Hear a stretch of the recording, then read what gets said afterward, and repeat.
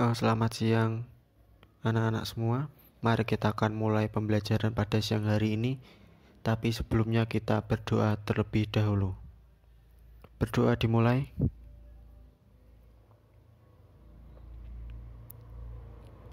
Selesai. Sebelum kita mulai pada kelas siang hari ini, sebelumnya jangan lupa anak-anak semua untuk presensi terlebih dahulu ya di link form yang sudah disediakan oleh Bapak.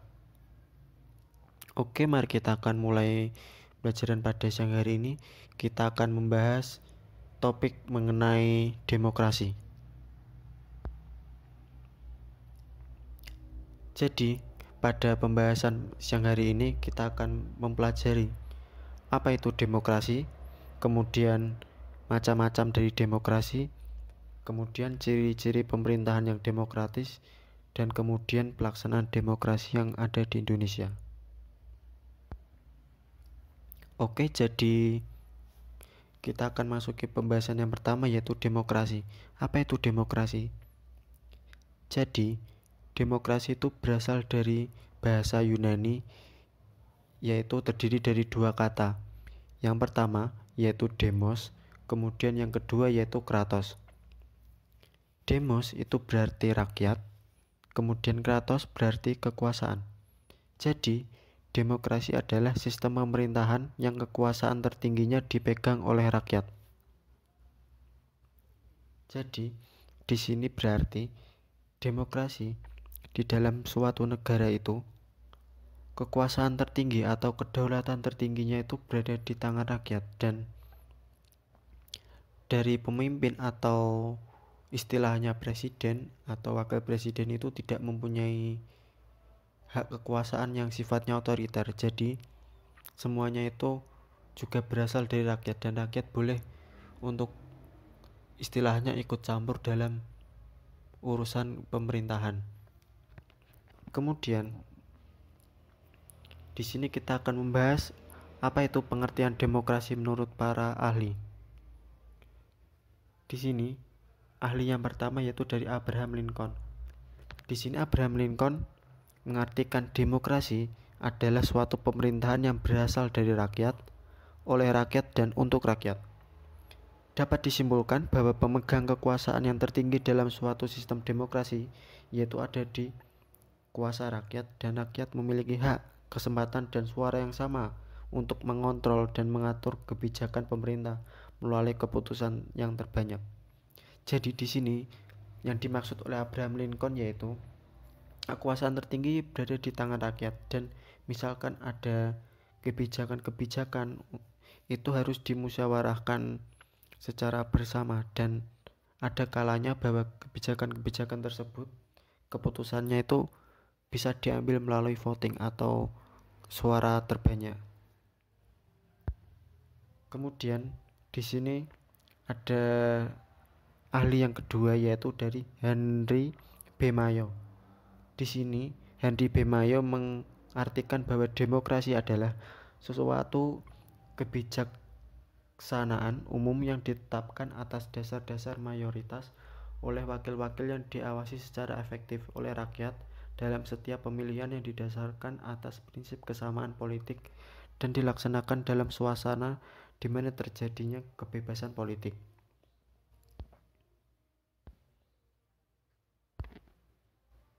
Kemudian ada Profesor Mr. Muhammad Yamin yang mengartikan bahwa demokrasi adalah suatu dasar di dalam pembentukan pemerintahan dan berada di dalamnya atau masyarakat dalam sebuah kekuasaan untuk mengatur dan memerintah agar dikendalikan secara sah oleh setiap seluruh warga negara.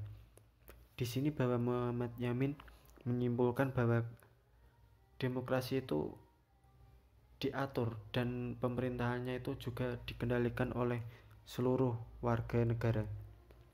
Kemudian di sini ada berbagai macam-macam demokrasi.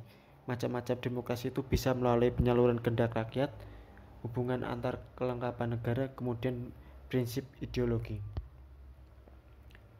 Di sini macam demokrasi yang pertama yaitu dari demokrasi langsung.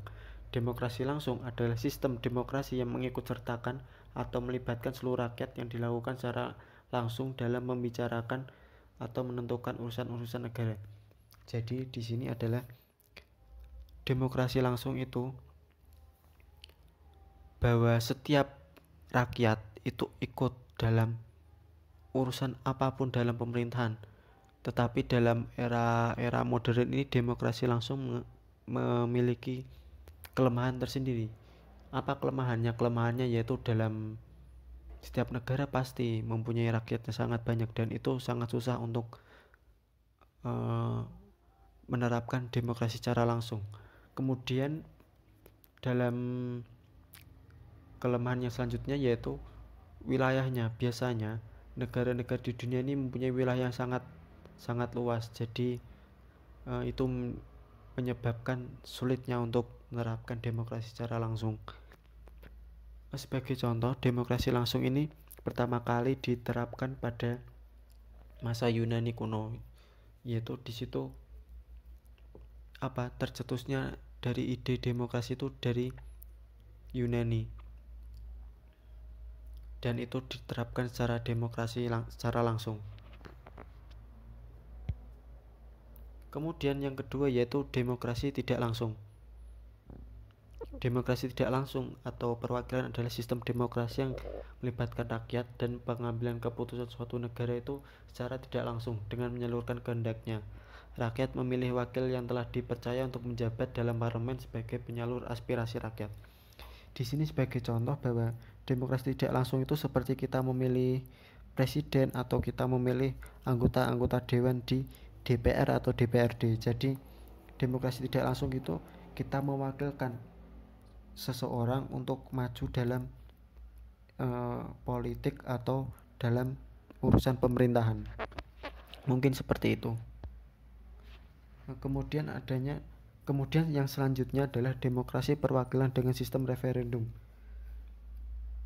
Di sini yang dimaksudkan yaitu sistem demokrasi di mana rakyat memilih perwakilan untuk menjabat di parlemen yang tetap dikontrol oleh rakyat dengan sistem yang referendum. Kemudian yang selanjutnya yaitu demokrasi perwakilan dengan sistem parlementer. Di sini demokrasi sistem parlementer yaitu sistem demokrasi yang terjadi karena adanya hubungan erat antara badan eksekutif dan legislatif. Kemudian yang selanjutnya yaitu demokrasi perwakilan dengan sistem pemisahan kekuasaan. Yaitu di sini yang dimaksudkan suatu sistem demokrasi di mana eksekutif dan legislatif itu kedudukannya terpisah dan tidak saling berkaitan. Kemudian yang selanjutnya yaitu demokrasi perwakilan dengan sistem referendum dan inisiatif rakyat. Di sini yang dimaksudkan adalah gabungan dari demokrasi perwakilan tidak langsung dan demokrasi secara langsung. Di sini ada demokrasi liberal yaitu pada era 1949 sampai 1959. Demokrasi liberal adalah sistem demokrasi yang menekankan kepada kebebasan individu yang sering mengabaikan kepentingan umum. Jadi di sini yang dimaksudkan adalah bahwa setiap individu atau setiap rakyat itu mempunyai kebebasan dan tidak dikekang oleh suatu urusan atau suatu kelompok, dan itu biasanya berakibat sering mengabaikannya kepentingan umum. Kemudian yang selanjutnya yaitu demokrasi rakyat. Demokrasi rakyat adalah demokrasi yang didasari dari paham sosialisme dan komunisme yang mengutamakan kepentingan negara dan kepentingan umum. Jadi demokrasi rakyat yaitu demokrasi yang segala urusan pemerintahannya itu mementingkan kepentingan negara dan kepentingan umum di atas kepentingannya diri sendiri. Dan demokrasi rakyat ini kekuasaannya itu berada di tangan rakyat. Kemudian yang selanjutnya yaitu demokrasi Pancasila. Demokrasi Pancasila ini adalah demokrasi yang bersumber dari tata nilai sosial dan budaya bangsa Indonesia dengan berasaskan musyawarah mufakat yang mengutamakan kepentingan umum. Salah satu penganut demokrasi Pancasila yaitu tentu saja negara kita, yaitu negara Indonesia. Di sini demokrasi Pancasila yaitu dengan ciri-cirinya mengambil sesuatu yang baik seperti di demokrasi liberal atau demokrasi komunisme, tetapi membuang dari sisi positif, sisi negatifnya atau sisi kelemahan dari demokrasi-demokrasi yang ada di dunia. Itu biasanya dimasukkan dalam demokrasi Pancasila. Kemudian yaitu adanya ciri-ciri pemerintahan yang demokratis. Itu apa saja? Yang pertama yaitu adanya keterlibatan warga negara ataupun rakyat dalam pengambilan keputusan politik, baik secara langsung maupun tidak langsung. Kemudian selanjutnya yaitu adanya persamaan hak bagi seluruh warga negara dalam segala bidang. Kemudian adanya kebebasan dan kemerdekaan bagi seluruh warga negara. Dan yang terakhir yaitu adanya pemilu untuk memilih wakil rakyat yang duduk di lembaga perwakilan rakyat. Kemudian yang selanjutnya yaitu pelaksanaan demokrasi yang ada di negara kita atau Indonesia. Untuk yang pertama yaitu demokrasi parlementer. Demokrasi parlementer ini berlangsung ketika berlakunya Konstitusi RIS 1949 dan UUDS 1950. Kemudian pemegang kekuasaan terhadap jalannya pemerintah secara luas itu berada di tangan parlemen atau di tangan seorang presiden itu juga bisa ya. Kemudian parlemen itu dapat membubarkan kabinet pemerintahan yang berkuasa. Jadi parlemen itu istilahnya dapat membubarkan jika kabinet-kabinet di pemerintahan itu tidak konsisten dalam menjalankan pemerintahannya. Dan demokrasi parlementer ini dikenal pula sebagai demokrasi yang liberal. Kemudian di sini adanya penyimpangan atau sisi negatif dari demokrasi parlementer, yaitu yang pertama, kekuasaan presiden hanya terbatas sebagai kepala negara. Kemudian kekuasaan pemerintah itu dilaksanakan oleh partai-partai politik. Kemudian perbedaan ideologi dari partai-partai yang berkembang masa demokrasi ini menimbulkan perbedaan pemahaman mengenai kehidupan berbangsa dan bernegara yang berdampak pada terancamnya persatuan di Indonesia. Kemudian pelaksanaan demokrasi yang kedua yaitu demokrasi terpimpin pada era tahun 1959 sampai 1965. Itu dicirikan berlangsungnya setelah dikeluarkannya dekret Presiden 5 Juli 1959 oleh Soekarno. Kemudian dijalankan berintikan musyawarah mufakat secara gotong royong dan secara ideologis yang berkembang. Kemudian pemegang kekuasaan terhadap jalannya pemerintahan secara luas berada di tangan presiden. Jadi di demokrasi sebelumnya itu kan pemegang kekuasaannya yang tertinggi berada di parlemen atau seperti DPR lah istilahnya. Tetapi di demokrasi terpimpin ini beralih, pemegang kekuasaannya itu jadi di tangan presiden. Seperti itu. Kemudian yaitu penyimpangan-penyimpangannya, penataan kehidupan politik itu menyimpang dari tujuan awal, yaitu demokratisasi atau menciptakan stabilitas politik yang demokratis dan menjadi sentralisasi, yaitu pemusatan kekuasaan di tangan presiden atau yang kita sebut sebagai otoriter. Kemudian yang selanjutnya yaitu kebebasan partai dibatasi. Kemudian presiden cenderung berkuasa mutlak sebagai kepala negara sekaligus kepala pemerintahan atau yang biasa disebut otoriter.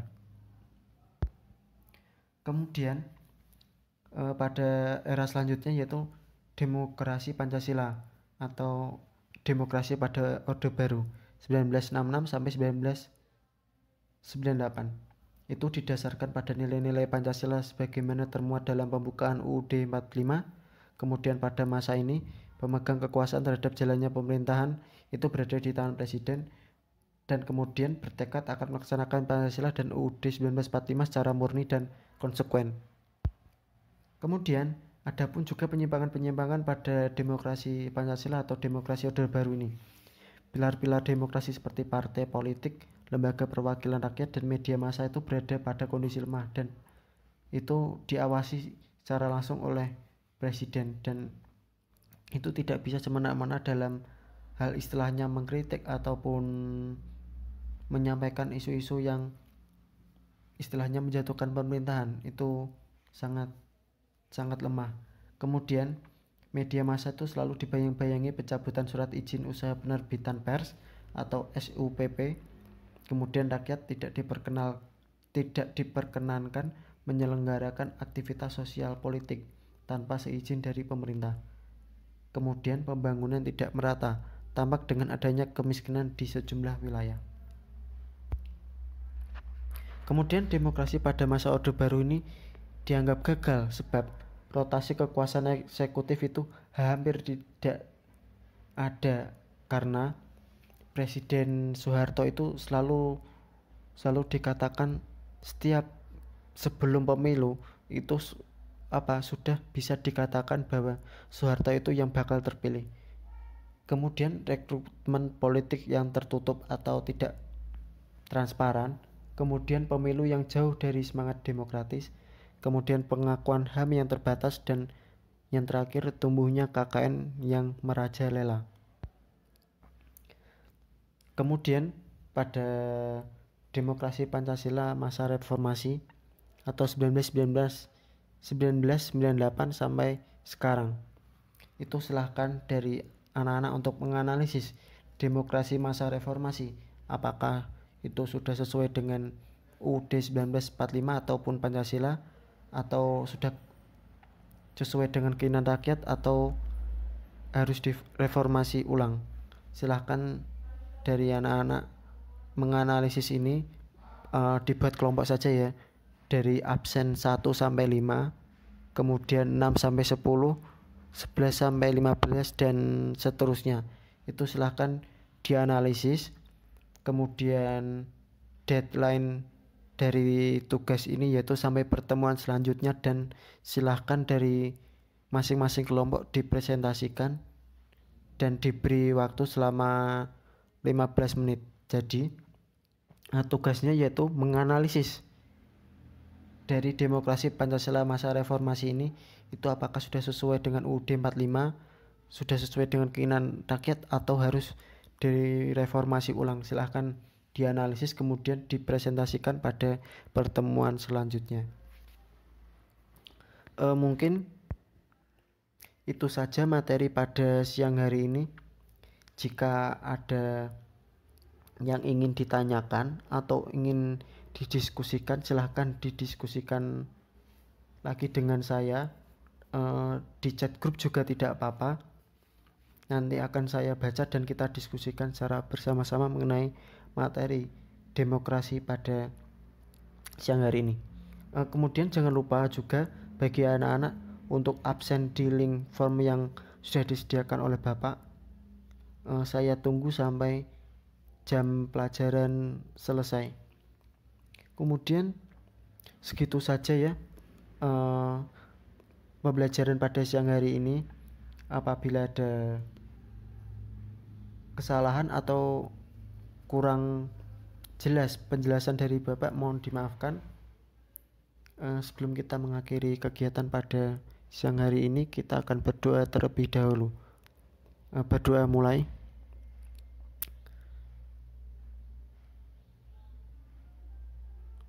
Doa selesai. Terima kasih untuk kalian semua yang sudah mengikuti Meet pembelajaran pada siang hari ini. Tetap semangat, jaga kesehatan. Tuhan memberkati. Terima kasih.